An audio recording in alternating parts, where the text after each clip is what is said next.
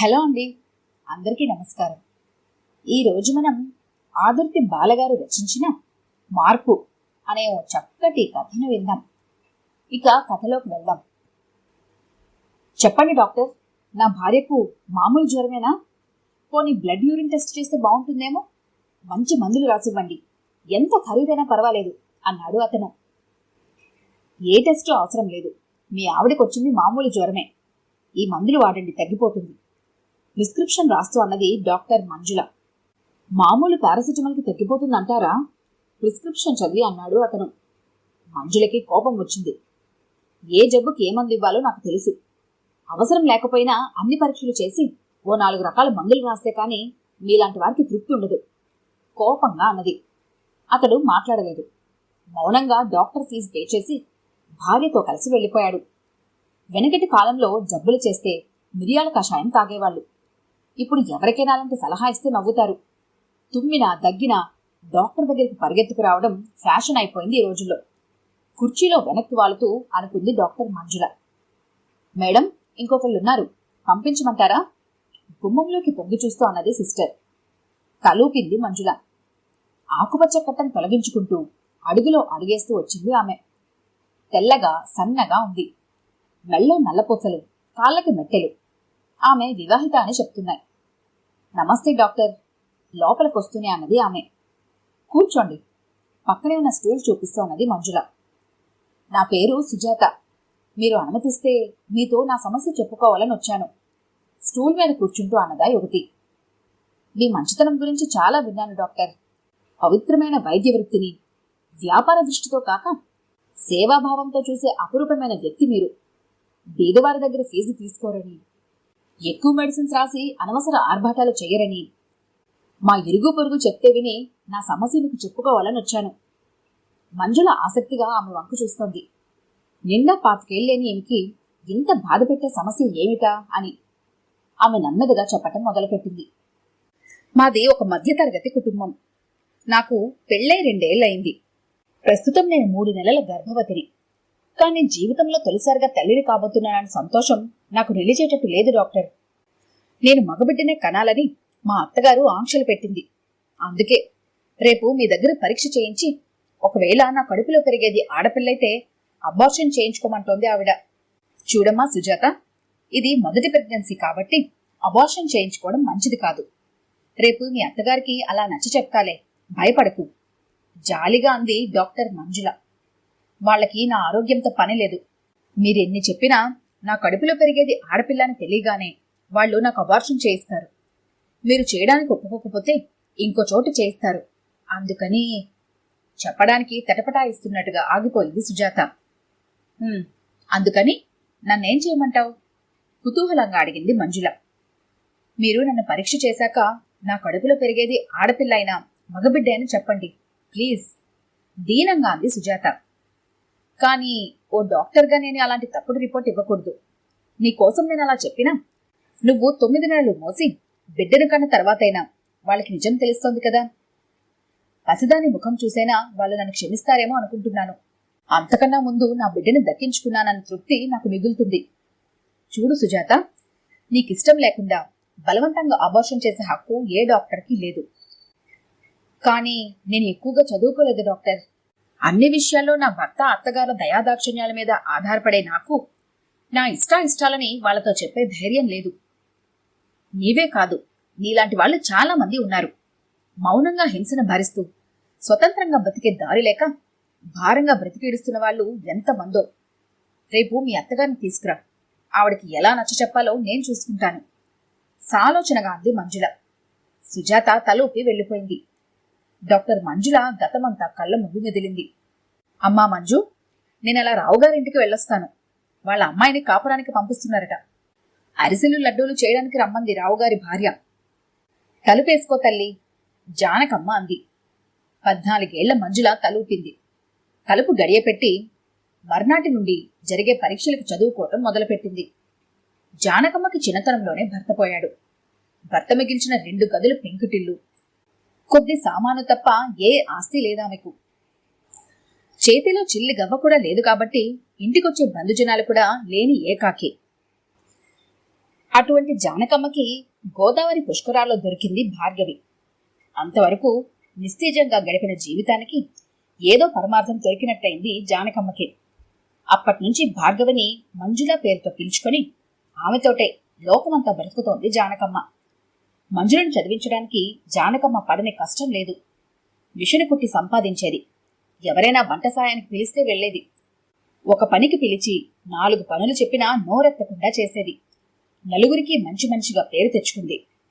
10వ తరగతి school first వచ్చింది మంజుల. జానకమ్మ ఆనందానికి అంతులేదు. అమ్మా, ఇక నుండి నేను కూడా మిషన్ నేర్చుకుని బట్టలు కుట్టి సంపాదిస్తాను. నీవు చేసే పనుల్లో నీకు చేదోడు వాదోడుగా ఉంటాను అంది మంజుల. వినుకూడని మాట ఏదో విన్నట్టు కలవరపడింది జానకమ్మ. పిచ్చి పిల్ల, లక్ష్మీ కటాక్షం కన్నా సరస్వతి కటాక్షం కలగడం కష్టం. ఆ చదువుల తల్లి అనుగ్రహం ఉంది నీ మీద. అందుకే నా రెక్కల కష్టంతో చదివించుకుంటాను నిన్ను.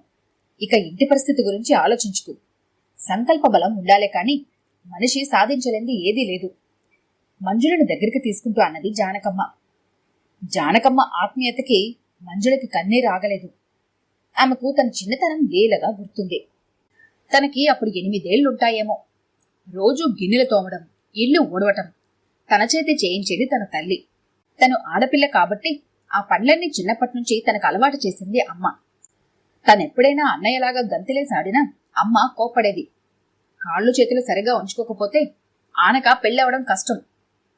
తను భగవంతుడా, నన్ను కూడా అన్నయ్యలాగే మగవాడిగా ఎందుకు పుట్టించలేదు అని తన చిన్నతనంలోనే దేవుణ్ణి ప్రశ్నించుకునేది ఆనాటి భార్గవి. అటువంటి భార్గవి ఓసారి గోదావరి పుష్కరాల్లో తల్లిదండ్రులను తప్పిపోయింది. దేవతలాంటి జానకమ్మకి దొరికింది. అలా జరగడం ఒక రకంగా మంజుల అదృష్టమేమో. జానకమ్మ ప్రోద్బలం మీద ఇంటర్లో చేరింది మంజుల. రంగురంగుల సీతాకోక చిలకల్లా తయారై కాలేజ్కొచ్చే ఆడపిల్లల్లో రంగు వెలిసిన ఓ 2 జతల బట్టలతోటే ఇంటర్ గడిపేసింది మంజుల. తన లేమితనానికి ఏమాత్రం బాధపడకుండా క్లాస్లో ఎప్పుడు ఫస్ట్ ర్యాంక్ స్టూడెంట్ గాని పేరు తెచ్చుకుంది. ఇంటర్ పూర్తవగానే ఎంసెట్ రాసి ఎంబీబీఎస్ లో ర్యాంక్ తెచ్చుకుంది మంజుల. నా బంగారు తల్లి డాక్టర్ అవుతుంది అంటూ ఇరుగు పొరుగు వాళ్లతో చెప్పి మురిసిపోయింది జానకమ్మ. ఒక పూట తిని ఒక పూట తినక కూడబెట్టి మంజులకి డబ్బు పంపించేది జానకమ్మ. శక్తికి మించి కష్టపడటం వల్ల సరైన తిండి తినకపోవడం వల్ల జానకమ్మ ఆరోగ్యం పూర్తిగా క్షీణించింది. కాని మంజుల చదువు ఆగిపోతుందేమోనని ఈ విషయాలేవి మంజులకు తెలియనిచ్చేది కాదు. మంజుల డాక్టర్ తిరిగి వచ్చేసరికి టీబీ వ్యాధి ముదిరిపోయి జీవితపు చివరి ఘడియల్లోకి చేరుకుంది జానకమ్మ. శరీరం కట్టలా మారిపోయే క్షణంలో మంజులను దగ్గరికి పిలిచి హీనస్వరంతో అంది జానకమ్మ. అమ్మా మంజు, నా స్వార్థం కోసం నిన్ను నీ కన్నతల్లి నుండి దూరం చేశానమ్మా, నన్ను క్షమించువు. మంజులకేమీ అర్థం కాలేదు. మళ్ళీ జానకమ్మే అంది, నీకు ఈ విషయం చెప్పకూడదని అనుకున్నాను. కాని నేను పోయే ముందైనా నేను చేసిన తప్పు నీతో చెప్పకపోతే నా ఆత్మకు శాంతి ఉండదు. నువ్వు నాకు దొరికిన కొత్తలో మీ ఊరి పేరు, మీ ఇంటి అడ్రస్ చెప్పి నన్ను మీ ఇంటికి చేర్చమనేదానివి గుర్తుందా? కాని నేను ఎప్పటికప్పుడు ఏదో ఒకటి చెప్పి తప్పించుకునేదాన్ని. చివరికి నీ బాధపడలేక మీ అమ్మ వాళ్ళు వేరే ఊరు వెళ్ళిపోయారని, మీ నాన్నగారికి ట్రాన్స్ఫర్ అయిందని అబద్ధం చెప్పేదాన్ని. ఎందుకో నిన్ను దూరం చేసుకోవడం ఇష్టం లేక అలా చేసేనే కాని నీ కొన్న వాళ్ళకి కడుపుకోత మిగుల్చుతున్నానని తెలియలేకపోయింది. నన్ను క్షమించు తల్లి. మంజుల ఓ క్షణం తెల్లబోయింది. అయినా సొంత తల్లి దగ్గరున్నా తను ఎంతకన్నా సుఖంగా బతికేదా? పెంచిన తల్లైనా అమ్మకన్నా అపురూపంగా చూసుకుంది తనని. మంజు, నా తల్లి, ఒక్క మాట క్షమించానని చెప్పమ్మా. జానకమ్మ తనలో తనే గొనుక్కుంటోంది. ఇప్పుడు అవన్నీ ఎందుకమ్మా? మంజుల మాట వినిపించుకోకుండానే కన్ను మూసింది జానకమ్మ. జానకమ్మని ఎరుగున్న వారంతా తమ స్వంత మనిషి పోయినట్టే బాధపడ్డారు. అందరూ తలో చేయవేసి జానకమ్మకి అంత్యక్రియలు జరిపించారు. కొన్నాళ్లు ఒక ప్రైవేట్ హాస్పిటల్లో పనిచేసిన తర్వాత స్వంతంగా నర్సింగ్ హోం కట్టించి ప్రాక్టీస్ మొదలుపెట్టింది మంజుల. గత స్మృతులతో గుండె బరువెక్కింది మంజులకి. నమస్తే డాక్టర్. తలెత్తి చూసింది మంజుల. సుజాత వచ్చింది అత్తగారిని తీసుకొని. ఈవిడే మా అత్తగారు, మంజులకి పరిచయం చేస్తూ అన్నది సుజాత. ఆవిడ వంక చూసిన మంజులకి ఆనందమో ఆశ్చర్యమో ఒక్కసారిగా కలబోసినట్టు నోట మాట రాలేదు. ఆవిడ తన తల్లి కృష్ణవేనమ్మ.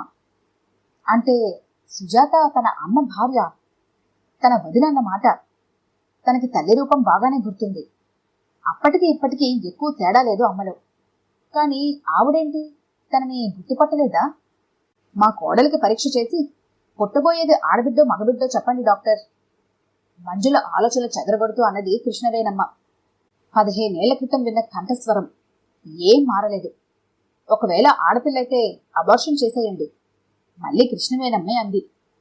మంజుల వంక భయంగా చూసింది సుజాత. అయితే అమ్మ మనస్తత్వం ఏమాత్రం మారలేదన్నమాట మనసులోనే అనుకుంది మంజుల. ఆడపిల్లైతే పెంచడానికి ఏమిటి అభ్యంతరం? తల్లినే చూస్తూ అంది మంజుల. ఆ ఏం సుఖంలే తల్లి ఆడపిల్లతో, అన్నీ ఖర్చులే.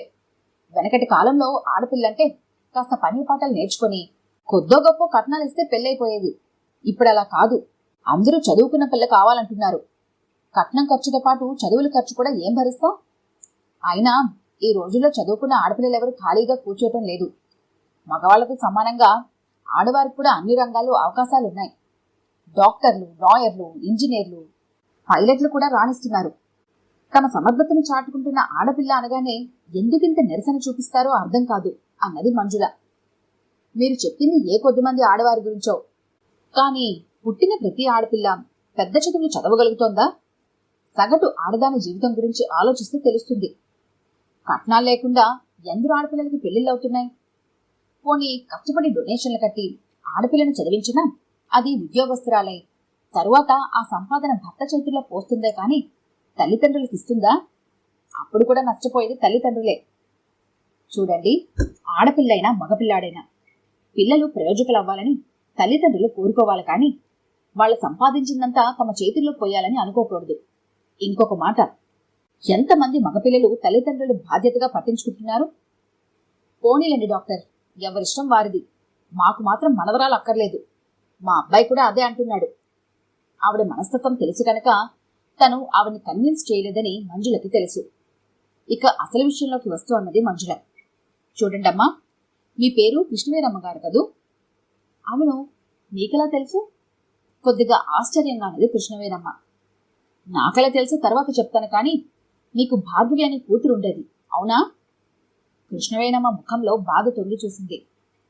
అవునమ్మా, ఉండేది, కళ్ళు తుడుచుకుంటూ అన్నది కృష్ణవేణమ్మ. ఉండేది అంటున్నారు అంటే ఇప్పుడు లేదా? చచ్చిపోయిందా? వద్దొద్దమ్మా, అలా అనుకు. ఎప్పుడో 12 ఏళ్ల వయసులో తప్పిపోయింది. మంజుల మాట పూర్తి కాకుండానే ఆవేదనగా అన్నది కృష్ణవేణమ్మ. మరెందుకమ్మా బాధపడుతున్నారు? తప్పిపోయింది ఆడపిల్లేగా, కట్నాల ఖర్చు కలిసొచ్చిందని సంతోషించండి, కోపంగా అన్నది మంజుల. ఇంతకీ నువ్వెవరో చెప్పలేదు. నా కూతురు భార్గవి నీకెలా తెలుసు? తెలిస్తే అదెక్కడుందో చెప్పు తల్లి. మీ భార్గవి ఎక్కడో లేదు, మీ ఎదురుగానే డాక్టర్ మంజులాగా పేదల పెన్నిదిగా పేరు తెచ్చుకొని ఇదిగో ఇక్కడే ఉంది. నువ్వు మా భార్గవివా? అపనమ్మకంగా ఆశ్చర్యంగా అన్నది కృష్ణవేణమ్మ. అవునమ్మా, నేనే. 15 ఏళ్ల క్రితం గోదావరి పుష్కరాల తప్పిపోయిన నీ కూతురు భార్గవిని. అనునిత్యం నీకు ఇంటి పనుల్లో సాయం చేస్తూ ఆడపిల్లగా పుట్టినందుకు నీ చేత నిరసించబడుతూ పసితనంలోనే నీ నుండి దూరమైన భార్గవిని. ఓ దేవతలాంటి స్త్రీమూర్తి రెక్కల కష్టంతో డాక్టర్నై సమాజానికింత సేవ చేసే భాగ్యం కలిగిన అదృష్టవంతురాల్ని. కృష్ణవేణమ్మ భార్గవినే చూస్తోంది. ఆమె కళ్ల ముందు పరికిని జాకెట్టు వేసుకుని ఇంటి పనులు చేసే భార్గవి రూపం కదిలింది. ఆ చిట్టి చేతులేనా నేడు స్టెథోస్కోప్ని పట్టుకున్నవి? ఆ చిన్న చేతులేనా నేడు ఎందరికో ప్రాణదానం చేసే అభిహస్తాలైనాయి? హైస్కూల్ చదువు చెప్పించి పెళ్లి చేసేయాలి అనుకున్న ఆ భార్గవేనా నేటి డాక్టర్ మంజుల? మంజులలో తన పోలికలు స్పష్టంగా కనిపిస్తున్నాయి. ఏమ్మా, నమ్మకం కలగడం లేదా? నేను నీ దగ్గరే పెరిగి ఉంటే ఈ పాటికి ఏ 10వ క్లాసో చదివి పెళ్లి చేసుకుని పిల్లల్ని కని ఓ మామూలు గృహిణిగా మారి ఉండేదాన్ని. ఇప్పుడు చెప్పమ్మా, నన్ను నీ కూతురని చెప్పుకోవడానికి నీకు గర్వంగా లేదు? ఆడదానవై ఉండి ఆడపిల్లల్ని కించపరచేలా మాట్లాడుకో.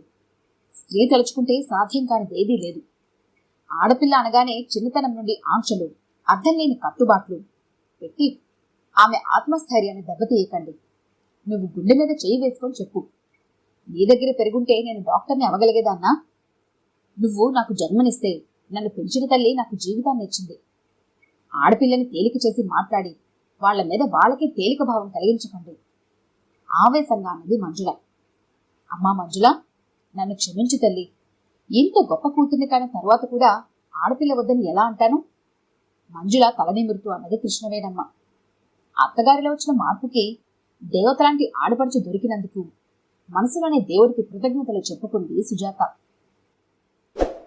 ఈ కథ కనుక మీకు నచ్చినట్లయితే లైక్ చేయండి, షేర్ చేయండి. మరిన్ని ఇంట్రెస్టింగ్ కథల కోసం మా ఛానల్ని తప్పకుండా సబ్స్క్రైబ్ చేసుకోండి.